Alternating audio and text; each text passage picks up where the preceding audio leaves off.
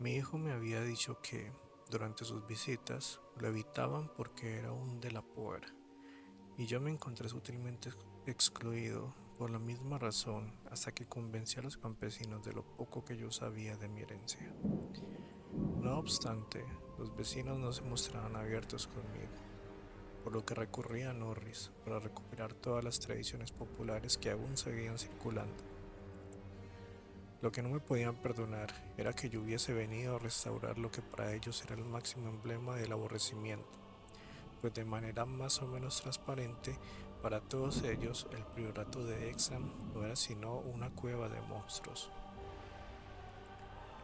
Con las leyendas que Norris recopiló para mí, complementándolas con los relatos de varios sabios que habían estudiado las ruinas, deduje que el priorato de Exham ocupaba el espacio de un prehistórico templo, de los tiempos de los druidas o anterior, pues debió de ser contemporáneo a Stonehenge. A nadie le quedaban dudas que en aquel lugar se habían celebrado abominables ceremonias y que tales prácticas habían pasado al culto de Cibeles, introducido tiempo después por los romanos.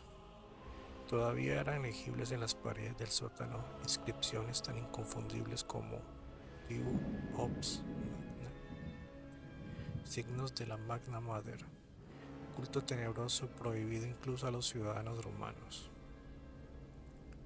Manchester había sido sede de la Tercera Legión Augusta, según probaban numerosos restos, y según precisos indicios, el templo de Cibeles debió de ser una impotente construcción que congregaba innumerables fieles para las ceremonias que eran presididas por un sacerdote frigio. Las historias añadían que el derrumbe de la vieja religión no significó el fin de las orgias que se desarrollaban en el templo, sino que, por el contrario, los sacerdotes abrazaron la nueva fe sin modificar en lo sustancial sus creencias. También se sostenía que los ritos no habían cesado con la llegada de los romanos.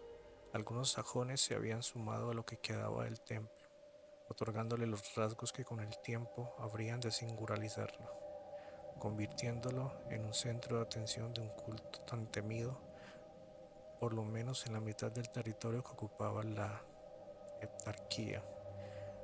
Una crónica del año 1000 a.C.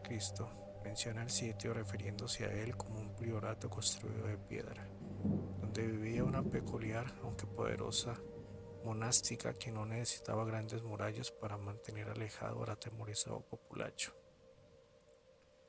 Los vikingos nunca llegaron a destruirlo. Seguramente su suerte debió desvanecerse luego de la conquista normanda, ya que no hubo impedimento alguno para que en 1261 Enrique III entregara la propiedad a mi antepasado Gilberto de la Poer, primer barón de Hexham. De mi familia antes de esa fecha no hay ningún informe malo, pero algo extraño debió de acontecer entonces. En una crónica de 1307 hay una referencia a un de la Poer como apurado de Dios. Además, las leyendas populares denotan pánico a decir cualquier cosa sobre el castillo que se erigió sobre el templo y el priorato. Los cuentos que circulaban sobre el lugar eran especialmente espeluznantes, terror que enfatizaban con la reticencia y evasivas de la gente a la hora de contarlo. En esas leyendas, mis antepasados aparecen como una estirpe de demonios frente a los cuales un Giles de Rhys o un Sade no eran más que aprendices. También se les atribuía responsabilidad en la desaparición de aldeanos, y esto durante varias generaciones. Al parecer, los peores fueron los varones y sus primogénitos, al menos eso es lo que susurra la mayoría. Se decía que cuando un heredero mostraba inclinaciones sanas, moría joven y de forma misteriosa, para dar paso a otro vástago macedonio. Los de la Poer profesaban al parecer un culto propio, oficiado por el cabeza de la familia, y reservado exclusivamente para unos pocos miembros de la familia. En dicho culto participaban también quienes ingresaban al núcleo familiar por la vía del matrimonio.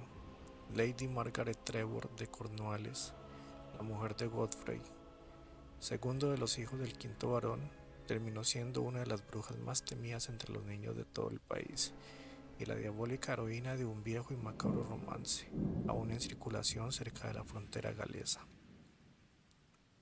También había ingresado a esa literatura popular la historia de Lady Mary de la Pover, quien a poco de casarse con el barón de Chesterfield fue asesinada por este y su madre.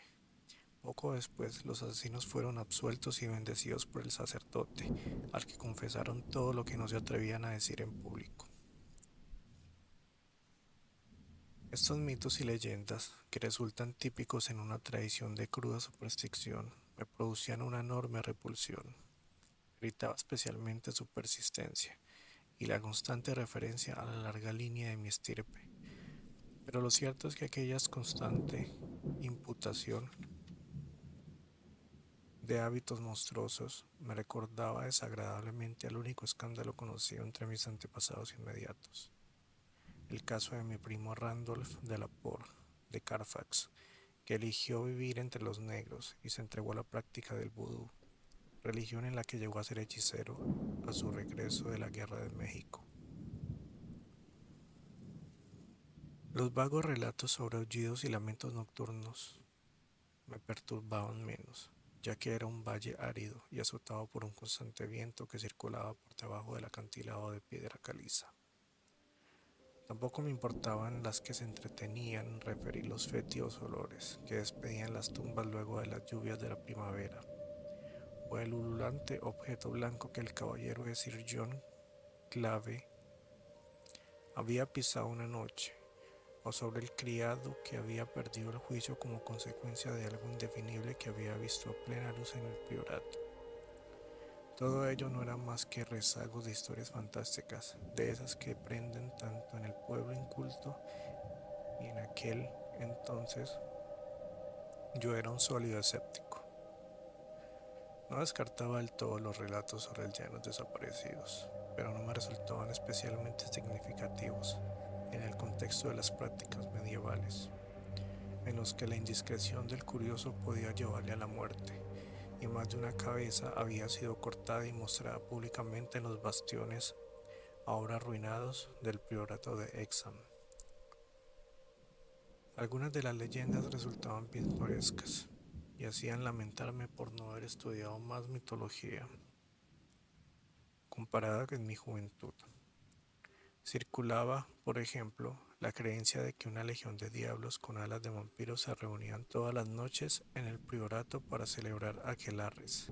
Se alimentaban con verduras, lo que explica la abundancia de groseras hortalizas que se cultivaban en el enorme huerto del recinto. La más impactante de todas las historias era la referida a la dramática epopeya de las ratas, un ejército de obscenas alimañas que lo arrasaba todo y que había salido de las entrañas del castillo, 3 meses después de la tragedia que lo llevó al abandono. Una luz de repugnantes y voraces bestezuelas que había barrido con todo a su paso, aves, gatos, perros, conejos, cerdos y hasta 2 desdichados campesinos. La plaga de roedores, además, es el origen de una deriva independiente de mitos, puesto que las ratas irrumpieron en las casas del pueblo, suscitando infinitos acontecimientos diversamente espeluznantes. Todas estas historias circularon sobre mí cuando emprendí, con la tosudez característica de un anciano, la restauración de mi mansión ancestral. Pese a todo, no debe creerse en ningún modo que constituían el ambiente psicológico en la que me movía. De cualquier modo, debo hacer constar que contaba con el apoyo incesante del capitán Norris y de los arqueólogos que me rodeaban y ayudaban en la reconstrucción. 2 años después de iniciada, la obra llegó a su término y estuve en condiciones de observar el conjunto de amplias habitaciones, muros reconstruidos, techos abovedados, anchas escaleras El orgullo que experimentaba compensaba sobradamente los cuantiosos gastos que había invertido en la reparación. Todos los detalles medievales habían sido fielmente reproducidos, y las partes nuevas no se distinguían de los muros y cimientos originales. El hogar de mis antepasados se hallaba nuevamente en pie, y solo me quedaba ahora redimir la fama local de una línea familiar que terminaba en mí. Viviría allí hasta el fin de mis días, y demostraría a todos que un de la Poer había recuperado la forma original del apellido. No es en absoluto un ser diabólico. El ideal del confort aumentó, si cabe, por el hecho de que el priorato de Exham, pese a estar construido sobre cánones medievales, era totalmente nuevo, lo que lo ponía a salvo de viejos fantasmas y de alimañas nuevas. Como he dicho, me mudé el 16 de julio de 1923, con un cuerpo de casa formado por 7 sirvientes y 9 gatos, animal por el que siento un particular cariño. Mi gato más viejo, Niggerman, tenía 7 años y había venido conmigo desde mi casa de Boston, Massachusetts. Los otros se habían ido acumulando mientras vivía con la familia Norris. Pasé los 5 primeros días con una rutina marcada por la mayor calma, en los que me dediqué a la clasificación de antiguos documentos familiares. Contaba ya con unas cuantas descripciones detalladas de la tragedia final y sobre la huida de Walter de la Pover, asuntos que, suponía, eran los temas centrales de la carta hereditaria que se habían perdido en el incendio de Carfax. Por lo que leía en aquellas descripciones, a mi antepasado se le había acusado, con pruebas irrefutables, de haber dado muerte mientras dormían todos los moradores de la casa, salvo a 4 criados que habían actuado como cómplices. La masacre había ocurrido 2 semanas después de un descubrimiento que lo llevaría a cambiar totalmente, aunque este hecho solo debió haberlo confiado a sus cómplices, que, después del episodio, se habían esfumado para escapar de la justicia. La masacre fue deliberada e incluía a su padre, 3 hermanos y 2 hermanas, y fue mirada con comprensión, en gran medida, por los aldeanos, y tan mal juzgada por la ley que su perpetrador escapó honrado, ileso y sin disfraz a Virginia. El sentimiento general era que había purgado la tierra de una maldición inmemorial. Ignoro completamente cuál pudo haber sido el descubrimiento que empujó a mi antepasado a esa decisión tan terrible. Walter de la Poer tenía que conocer desde siempre las macabras historias que sobre la familia circulaban, razón por la cual creo que no radicaban en ellas el móvil de la acción. ¿Acaso había presenciado alguno de los rituales ancestrales y espeluznantes, o tal vez se había encontrado con algún símbolo revelador? Tenía reputación de ser un joven tímido y de muy buenos modales. Virginia se le conoció como alguien de carácter atormentado y temeroso. El diario de otro aventurero de rancio abolengo, Francis Harley de Bellevue, dice que era una persona de un estricto sentido de la justicia, del honor y de la discreción.